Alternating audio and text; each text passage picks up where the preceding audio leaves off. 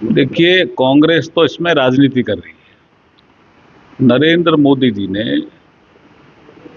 Cabinet में इस विषय को रखा, फिर कैबिनेट से निर्णय हुआ, उसके बाद तय हुआ कि जातिगत जनगणना होगी इस देश में।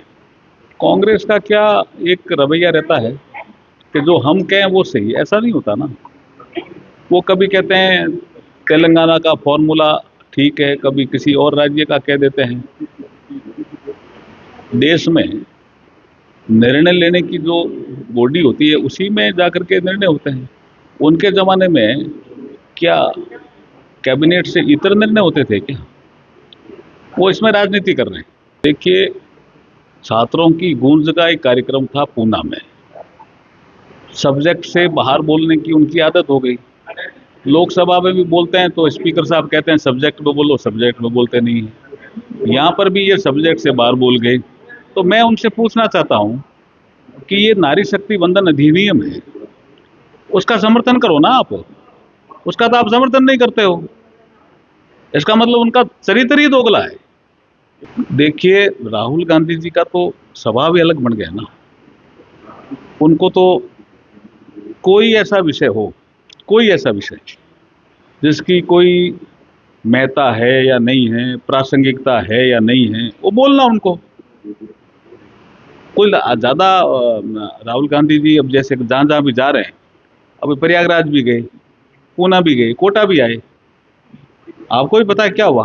वो सब्जेक्ट के अलावा बोलते रहते हैं कुछ नहीं। देखिए, जैसे भारत नक्सल मुक्त भारत बना, ऐसे ही भारत को नशा मुक्त भारत बनाने का भी एक अभियान है। और ऐसे भी जो देश के नागरिक नहीं है उनकी पहचान होनी चाहिए, ये विषय है। उनको दिखता नहीं क्या काम? उनको कहो एक बार रेलवे स्टेशन जावे, और अपने जमाने में रेलवे स्टेशन कैसा था और अब रेलवे स्टेशन कैसा है। कल्ला जी के जमाने में गाड़ियां कितनी आती थी, अब कितनी आती है। रेलवे का रीडेवलपमेंट प्लान कल्ला जी ने बनाया, किसने बनाया? ऐसे मैं सैकड़ों काम गिना सकता हूँ जी। ऐसे ही बोलने के लिए बोलते हैं, वो आरोप लगाते हैं, उनका काम है विपक्ष का। कौन सा कारखाना?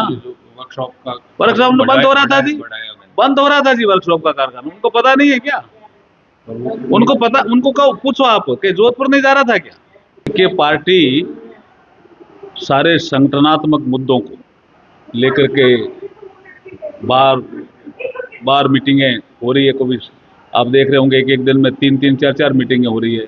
इतने हमारे संगठन के प्रभारी लगे हैं, चुनाव के प्रभारी लगे हैं, कुछ और प्रदेशों से भी लोग आ रहे हैं। तो इससे आप देख सकते हो कि हम संगठन की दृष्टि से हमारे संगठन को कितना मजबूत करना चाहते हैं या सहयोग करना चाहते हैं। समन्वय दृष्टि अपना करके हम संगठन को मजबूत रखेंगे।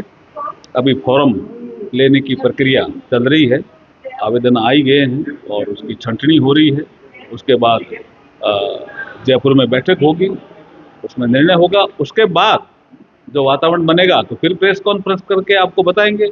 अभी भारतीय जनता पार्टी मजबूत स्थिति, भारतीय जनता पार्टी के प्रति उत्साह है, इसलिए आवेदन ज्यादा है।